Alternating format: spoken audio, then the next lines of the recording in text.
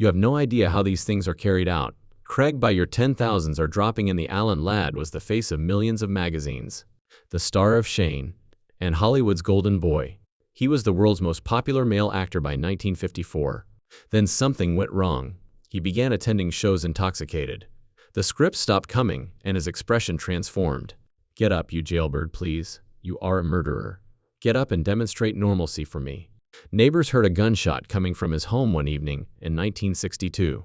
Everyone was stunned by what they discovered within. The official narrative was never coherent. His butler discovered him dead in bed 2 years later. More sinister than any part Alan Ladd has performed is the reality of what truly ruined him.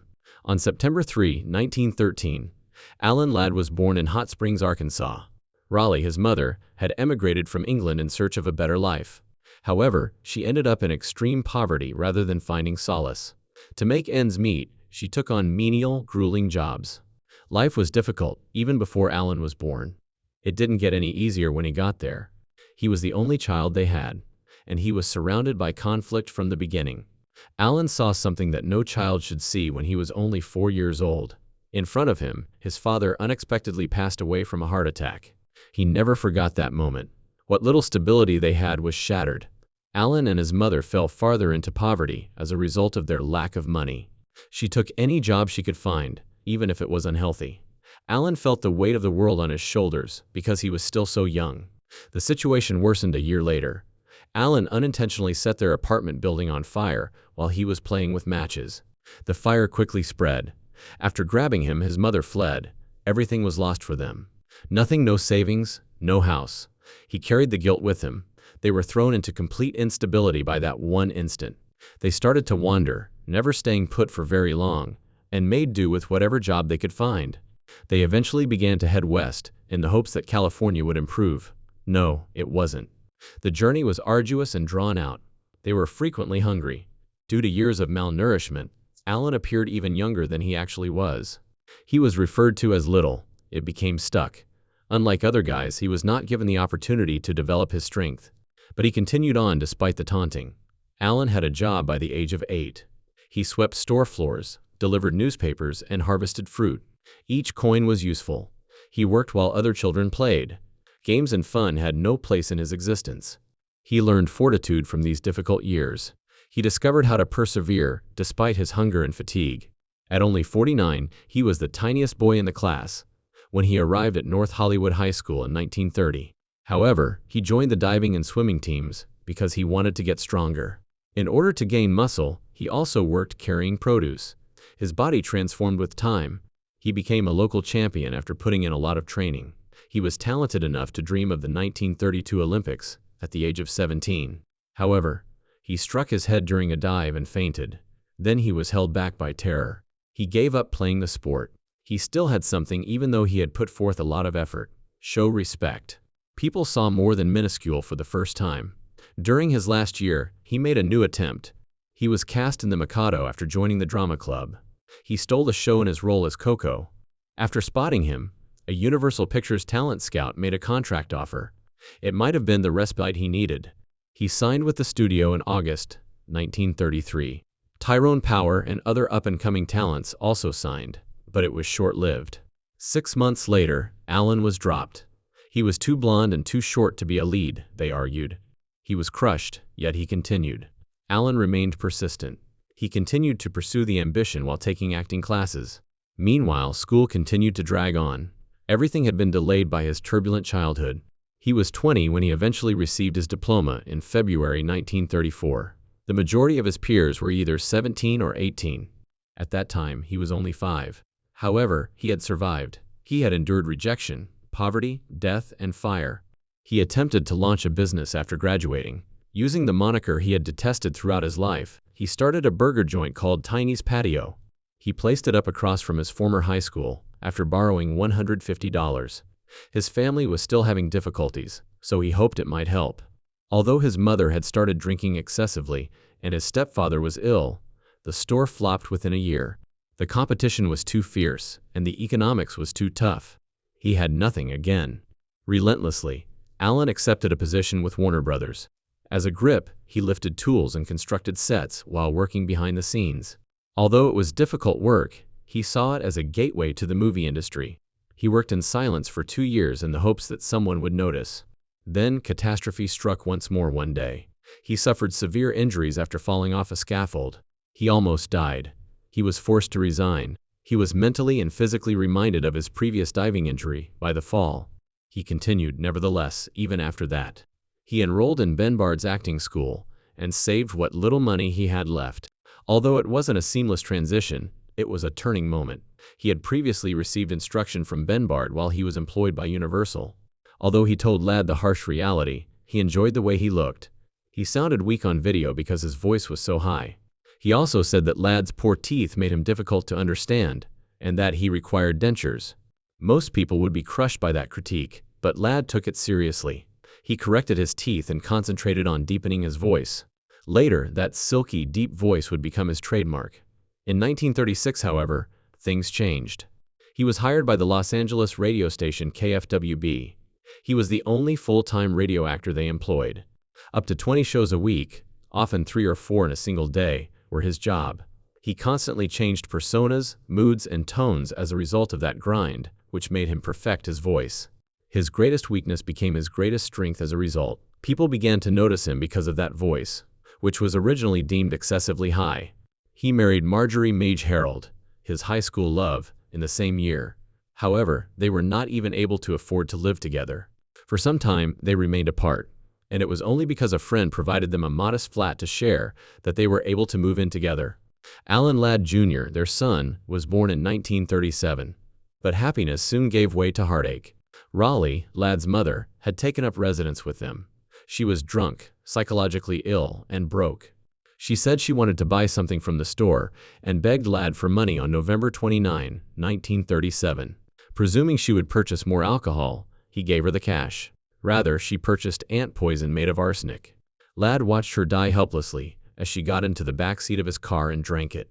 She committed suicide in front of him. He lived the rest of his life tormented by that incident. He held himself responsible for handing her the cash. The guilt remained constant. It marked the start of a protracted struggle with drinking and depression. Ladd had already experienced hardship and loss as a child. He now also held this intolerable trauma. He reportedly became silent, distant, and depressed. Although he was sinking on the inside, he was constructing a career.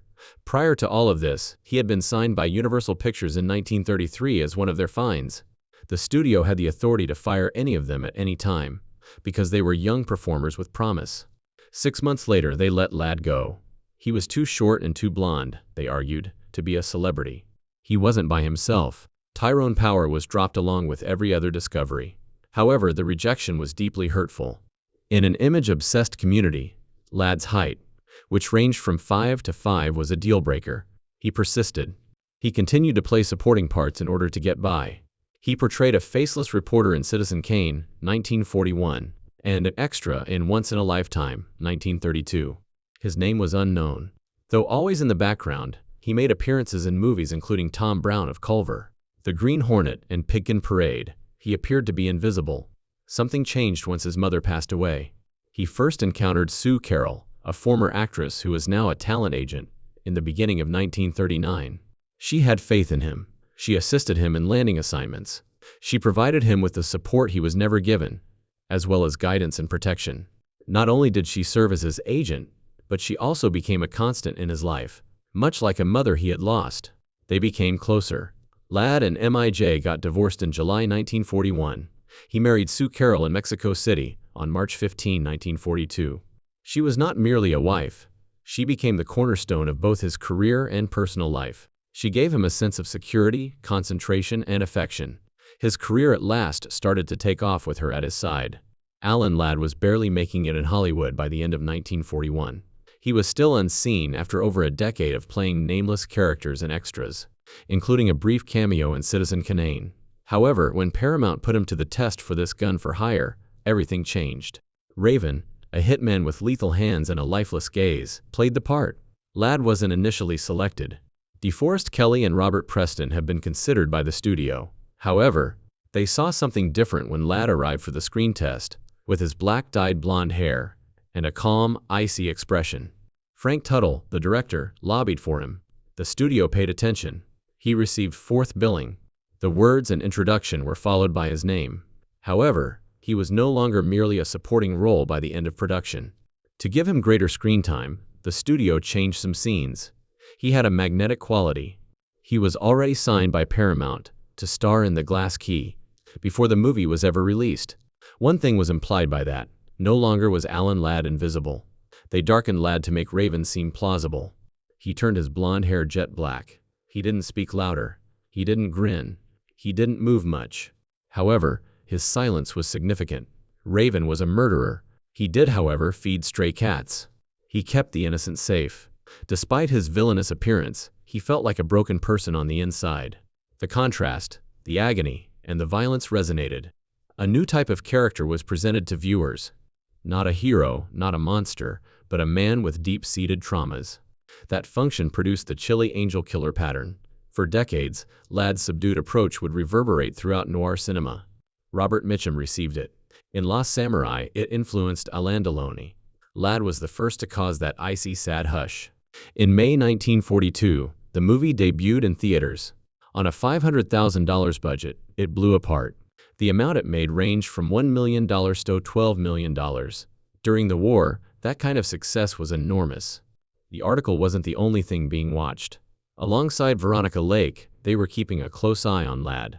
She was 411 enigmatic, and well known from Sullivan's explorations. He had the same aloof expression and was 5. On screen, they fit together like jigsaw pieces.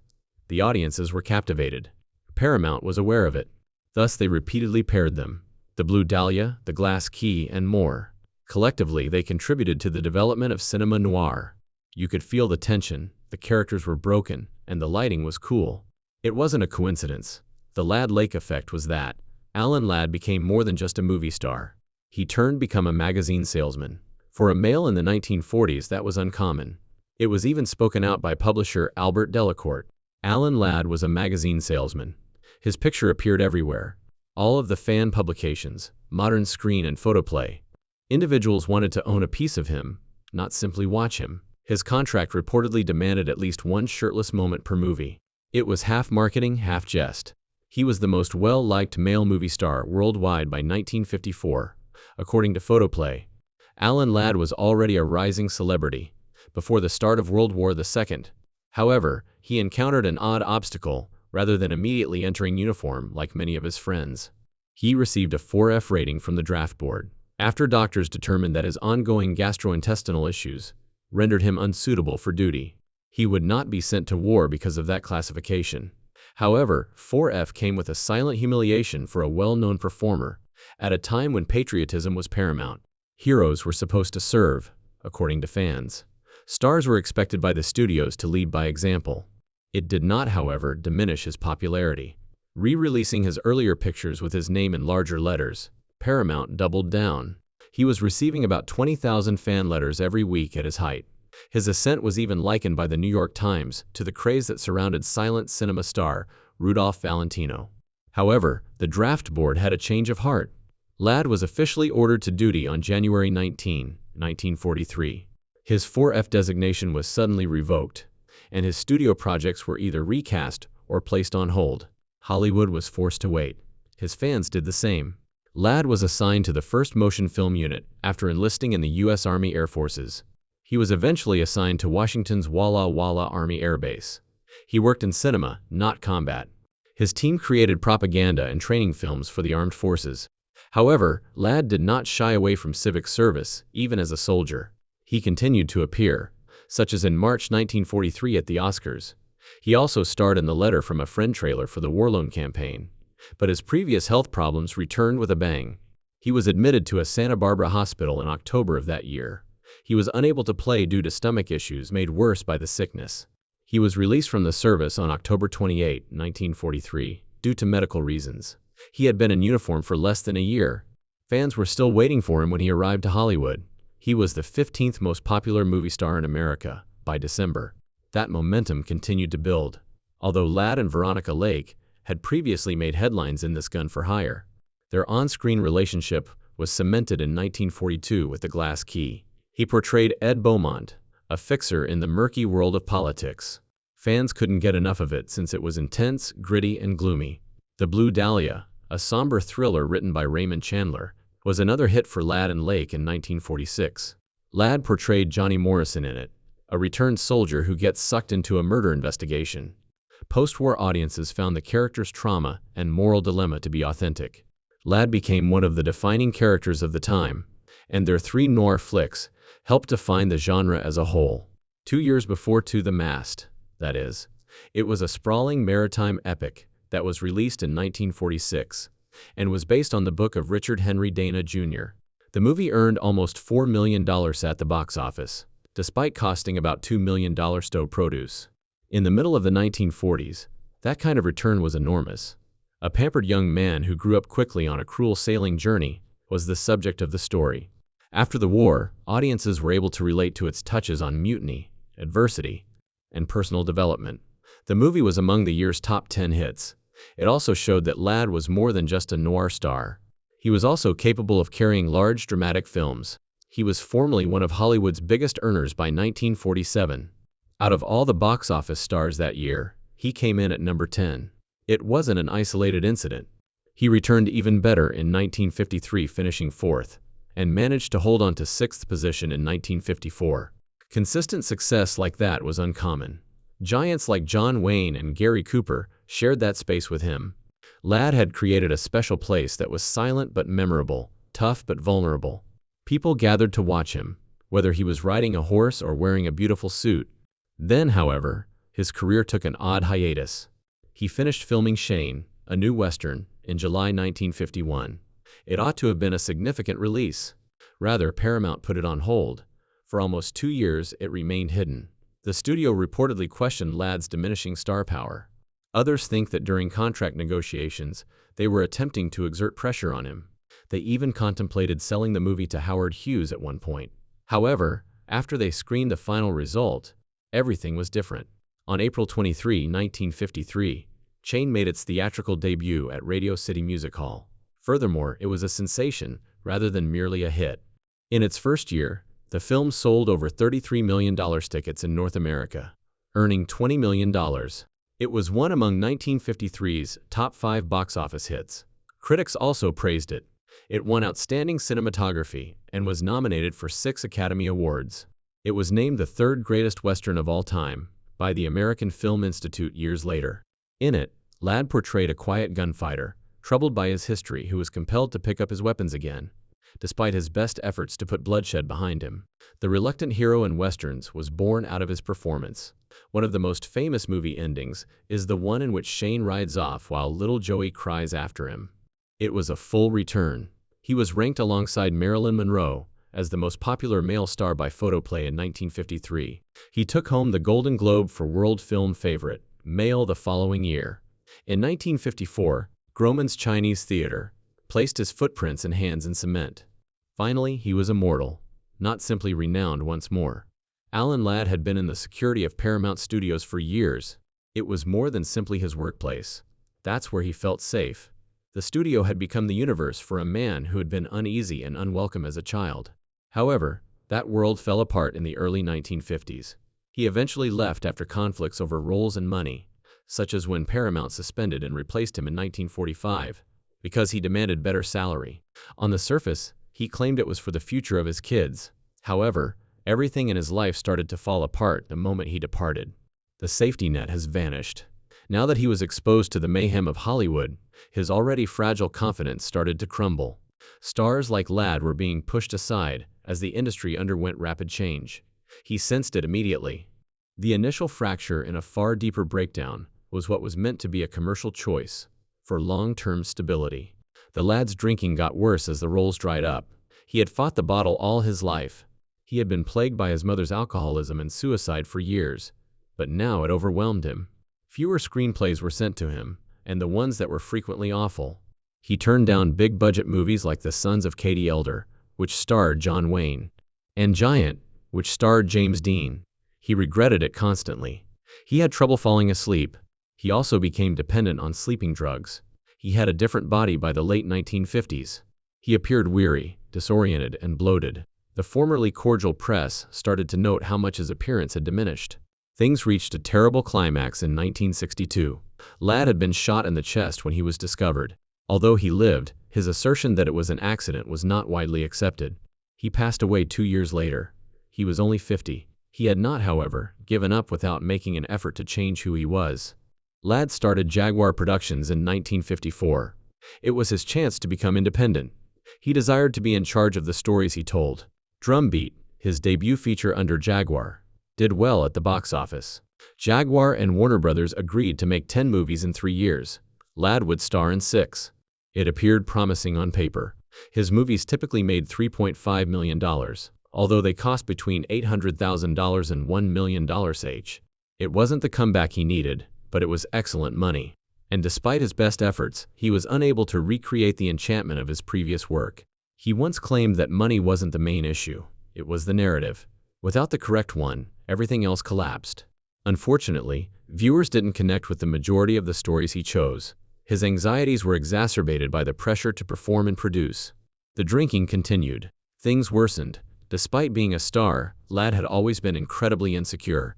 At one point, he described himself as Hollywood's most insecure, scared, and guilty superstar. On the set, it was difficult to conceal that insecurity. He never laughed, according to Loretta Young, who co-starred with him on And Now Tomorrow. He was afraid of being viewed from the wrong angle and avoided making eye contact off camera. He was afraid his faults would be exposed. He was always accompanied by that anxiety. Then November 3, 1962 arrived. Ladd was discovered bleeding out on the floor of his Palm Springs house. His heart was inches from where he had been shot in the chest. The news went viral. According to the official account, he tripped after hearing a prowler and grabbing his revolver. However, the specifics didn't add up. The bullet passed through his lung, bounced off his rib cage, and entered between his third and fourth ribs. Unusual for an accident, the angle was downward. He was barely saved by doctors. His version of events was not believed by the majority of Hollywood people. They believed it to be an attempt at suicide. The police's statements were reported in the press, but everyone was whispering the same thing behind closed doors. Alan Ladd had attempted suicide but failed. The consequences were severe. The type of conversation that was going on was, according to one insider, surviving a suicide attempt is pretty mortifying. Being viewed as shattered and defeated was intolerable for a man who was known for portraying calm, heroic characters. The shooting in 1962 was more than a personal tragedy. It ruined what remained of his reputation. He turned into a cautionary tale and further crumbled within. Then he appeared lost. Once, his name had been at the top of the box office rankings. He was crowned the most popular male movie star by Photoplay magazine in 1954, but the label has since tormented him. He never forgot the embarrassment of surviving his suicide attempt. His drinking and medication addiction just grew worse. He vanished after only 26 months. At 10:00 a.m., on the morning of January 29, 1964, Ladd's butler came to see how he was doing. On his bed he was sleeping. The time of his death was 3:30 p.m. Cerebral edema was the cause identified by the autopsy. A combination of barbiturates, tranquilizers, and alcohol had caused his brain to swell. They shut down his body, but he hadn't taken enough of any one drug to kill him completely. The death was quiet. This time there will be no violence, only a gradual sinking into emptiness. His wedding ring and a note from his son David were interred alongside him. Few people accepted the report's claim that it was an accident, nor after seeing him crumble for years, nor after the gunshot 2 years prior. Trauma, his mother's suicide, his deep-seated fears, and his fear of aging had all influenced his life. But now it was gone. According to some, he had finally achieved what he had attempted and failed to do in 1962. Others continued to argue. His passing, whether deliberate or not, felt like the last chapter in a tale of silent suffering. Oddly, The Carpetbaggers debuted in theaters a few weeks following his passing. Alan Ladd's performance would be his final one. With great fanfare, the movie made its debut on April 9, 1964. Just the premiere in Denver cost Paramount $50,000. 23 cinemas in New York made $1.6 million. It had grown to 400 theaters by the summer. Ladd portrayed Nevada Smith, a damaged cowboy who had outlived his prime. His life was reflected in the character. The movie became the fourth highest-grossing film of the year, after earning over $28 million. Ladd's performance was lauded by critics. It was genuine, unvarnished, and eerie. It was too late, though. Shortly after his departure, he received his biggest last hit,